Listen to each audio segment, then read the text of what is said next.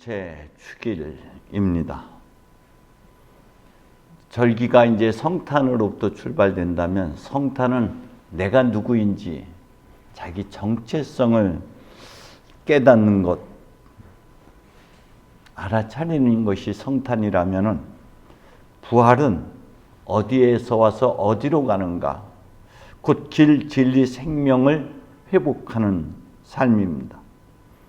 이러한 새로운 탄생은 성령이 부어주심으로, 하나님의 입김, 성령이 불어넣어짐으로 이제 자기중심적이고 이기적인 탐욕의 삶에서 이타의 삶, 우리로 살게 합니다. 그래서 성탄이 나로 깨어나는 거라면 부활은 우리로 다시 거듭 태어나는 것이죠. 그러한 우리로서의 실천적 삶의 출발점이 삼위일체 축일입니다. 삼위일체의 신비에 대해서 우리는 깊이 잘 알지 못합니다. 그러나 존재 방식에 있어서 우리는 그분의 사랑 안에서 함께 사랑하도록 초대받고 있는 것이죠. 주님은 너희는 가서 이 세상 모든 사람들을 내 제자로 삼아 아버지와 아들과 성령의 이름으로 그들에게 세례를 베풀고 내가 명한 모든 것을 지키도록 가르치라고 말씀하십니다. 우리는 이 성찬예를 시작하면서 성부, 십자성으로서 성부, 성자, 성령을 이야기합니다. 이는 하나님의 이름, 성삼위일체 하나님의 이름으로 예배를 시작하고 예배를 드린다는 의미입니다. 하나님은 본체는 하나이으나 위는 셋이라고 우리가 고백을 합니다. 위라고 하는 것은 위격 혹은 인격, 또 다른 우리의 속성들을 의미합니다. 그러니까 하나님께서 삼위로 활동하신다는 것은 세 가지 역할로서 존재하신다라고 우리가 말을 할 수 있습니다. 창조사역에서 성부는 창조 계획을 세웠다면 성자는 창조의 명령이 이루어지게 하셨고 성령은 창조의 질서를 세우셨습니다. 구원사역에서 성부 하나님께서는 구원을 계획하시고 성자를 보내셨고 성자는 성부에 순종하여 세상에 오심으로 구원 계획을 실행하셨고 성령은 성자가 성취하신 구속의 은혜를 사람들에게 깨닫게 하시고 알아차리게 해 주십니다. 때문에 하나님 삼위 곧 세인격은 상호 관계 속에 상호 내주하면서 존재하는 것이고 성부가 성자와 성령 안에, 성자는 성부와 성령 안에, 그리고 성령은 성부와 성자 안에서 하나를 이루고 있습니다. 본체, 신성에 있어서는 하나이지만 그 드러나는 역할에 의해서는 삼위로 나누어지는 것이죠.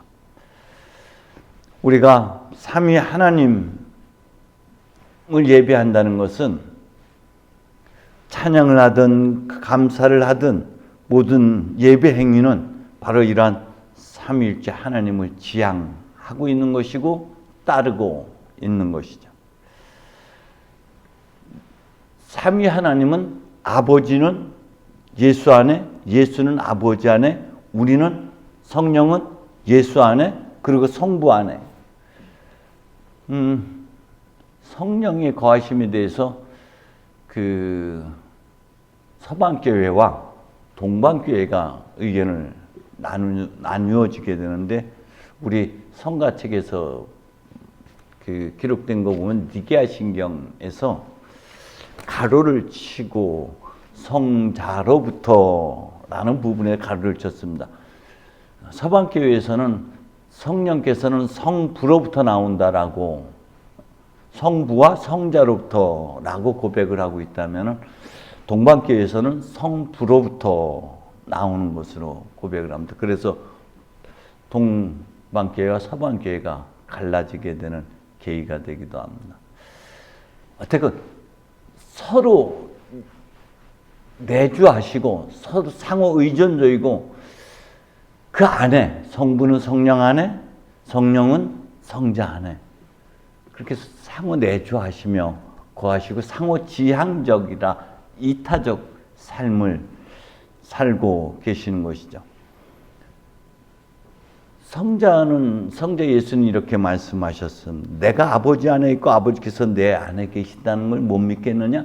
내가 하는 이 일을 봐서라도 믿어라. 내가 아버지 안에 아버지가 내 안에. 그리고 그것을 보내주시고자 하는 성령께서 그것을 일깨워 주시고 깨닫게 해주시고 알아차리게 해주실 거라고 말씀하고 있죠. 성령께서는 바로 이러한 하나님의 뜻, 하나님의 계획을 아시고 또 우리 안에서 우리를 위해서 중보기도 하고 계시고 하나님의 뜻을 깨닫고 알게 해주시고 이 성부 하나님, 삼위일체 하나님을 따라 살게 해주시고 인도해 주시는 것이죠.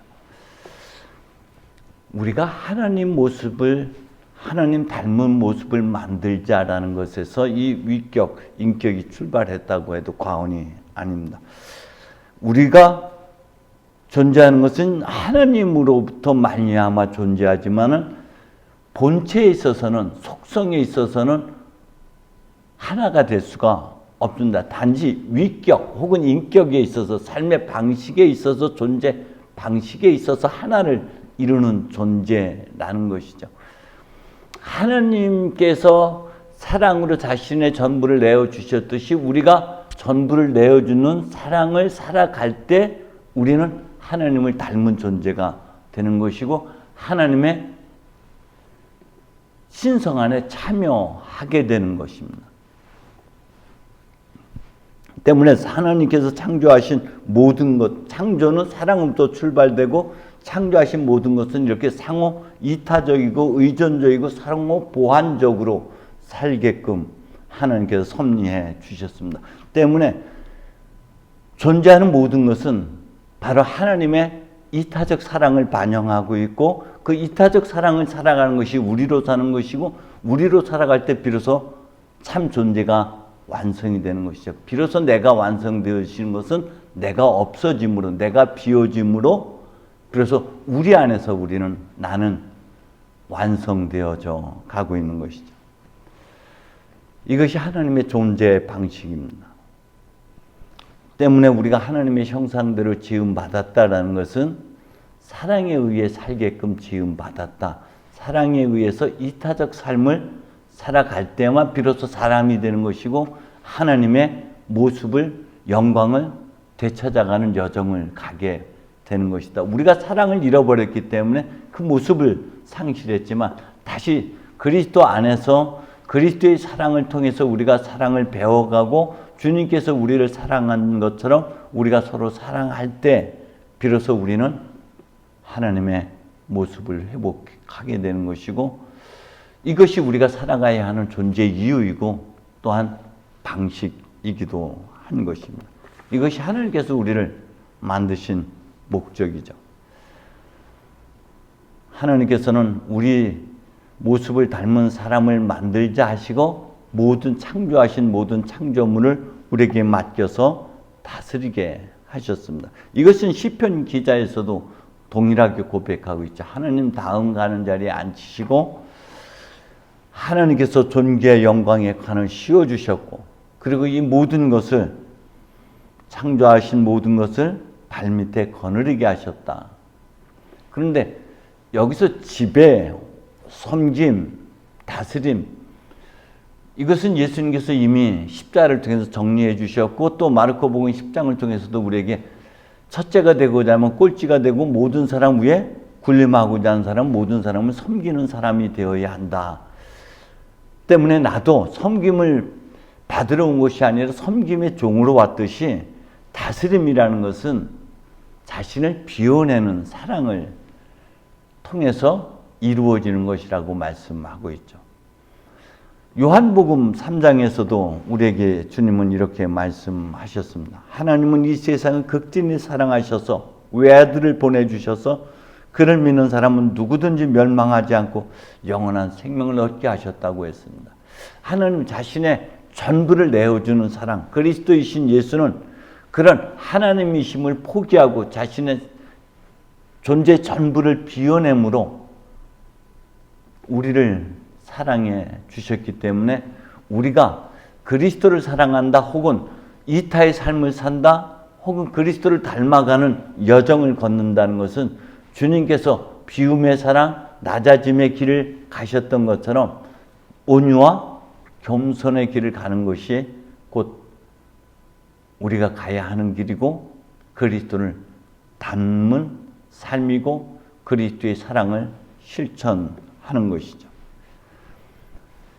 주님께서 이 모든 것을 성부와 이 모든 사람들을 내 제자로 삼아 성부와 성자와 성령의 이름으로 세례를 베풀고 그 모든 것을 가르치라고 하셨는데 여기서 가르친다라는 것, 세례를 베푼다라고 하는 것은 우리가 말로서가 아니라 삶으로서를 이야기하는 것입니다.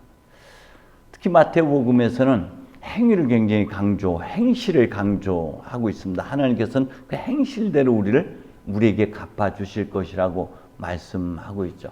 그러면서 주님께서는 우리에게 너희는 이미 세상의 빛이고 너희는 이미 세상의 소금이라고 말씀하셨습니다. 그리고 하나님은 이런 분이다. 하나님은 선한 자에게나 악한 자에게나 옳은 자에게나 옳지 못한 자에게나 햇빛과 비를 골고루 내려주시는 분이라고 말씀하셨죠. 그것을 살아가는 것입니다. 소금으로 살아가는 것이고 빛으로 살아가는 것이고 그것은 곧 모든 것을 모든 허물과 경계를 허물어 버리고 경계를 허문다는 것은 내가 무너진다는 것이고 내가 없다는 것이죠. 그래서 주님께서 십자가 위에서 자신을 못 박는 사람들을 위해서 피 흘리시고 그들을 위해서 기도하신 것처럼 죄인들의 발 앞에 무릎을 꿇고 그들을 품어 안아 주신 것처럼 자기 자신과 모두를 품어 안는 것, 아니 창조하신 모든 창조물까지 자연세계까지도 품어 안는 사랑을 살아갈 때 우리는 그리스도를 따르는 것이고요. 그것이 전등의 삶이 되는 것이죠. 롤 모델이 되는 것입니다. 내가 나를 드러냈을 때 비로소 나로서 살아갈 때 각각 자기가 간직하고 있는 고유성을 알아차리고 각자 자신의 고유성을 드러내는, 그래서 그 각각 다르지만 각각의 그 고유성이 서로를 보완해주고 조화로움으로 승화시켜 나갈 때 거기가 곧 화엄의 세계이고 하나님의 나라가 되는 것이죠. 때문에 우리는 전등의 삶, 곧 그리스도께서 사셨던 그 삶을 우리가 재현해내므로 사람들이 그 말씀으로 혹은 그 빛으로 다가오게끔 하는, 그 말씀으로 귀의하게끔 하는, 귀화하게끔 하는 그런 삶이 가르침이고 세례를 베푸는 삶인 것이죠. 하나님은 서로에게 헌신하고 또 서로를 일치하고 서로를 사랑하고 또한 우리에게 그러한 삶의 오름을 인도하시고 안내해 주십니다. 그리스도인으로서의 길이란 결국은 삼위일체 하나님께서 지향했던 그 사랑 애로의 들어섬이고 그 발자취를 따름인 것이죠. 앞서도 말씀하셨던 대로 삼위일체 하나님은 당신 사랑이 본질이시기 때문에 사랑으로 빚어낸 모든 것들은 그분의 사랑을 닮아서 이제 이기적인 삶에서 이타의 삶으로 나아가게끔 모든 것을 창조하셨습니다. 때문에 오늘 우리가 삼위일체 하나님을 기억하면서 하나님께서 우리를 사랑하셨던 것처럼 자신을 비워서 우리도 만물을 사랑해 나갈 때 비로소 우리가 완성되어지는 것이고, 그 출발점이 오늘이라면 이제 혹은 우리가 성사무 1주, 성사무 2주 혹은 연중, 이제 전반기가 끝나고 후반기 연중 10주, 11주 이렇게 이야기하게 되는데 이때는 녹색을 우리가 사용하게 됩니다. 그것이 성장이에요. 때문에 우리가 이타의 삶, 자기를 비워내는 삶을 끊임없이 살아낼 때 다시 한참의 씨앗으로 영광을 회복하게 되는 것이고, 그래서 우리가 신앙이 성숙해져서 그리스도를 닮은 모습, 우리가 완성되어지는 그 길을 가게 되는 것이죠. 저와 여러분, 주님께서 사셨던 빛으로서의 삶, 소금으로서의 삶, 자신을 비워내는 삶을 이제 다시금 우리가 살아낼 때 우리의 모습을 통해서 많은 사람들이 하나님을 알아차리게 될 것이고, 모두가 말씀대로 귀하게 될 것이고, 우리가 그리스도를 이렇게 따를 때 이 세상은 점점 하나님의 나라로 변화되어 갈 줄로 믿습니다. 내가 변화되어야 세상이 변화되는 것이죠. 때문에 신앙인으로서의 삶이란 끊임없이 자기 변화를 통해서 하나님을 닮아가는 것이고, 우리가 하나님을 닮아갈 때 세상이 우리를 닮아가는 것입니다. 성부와 성자와 성령의 이름으로.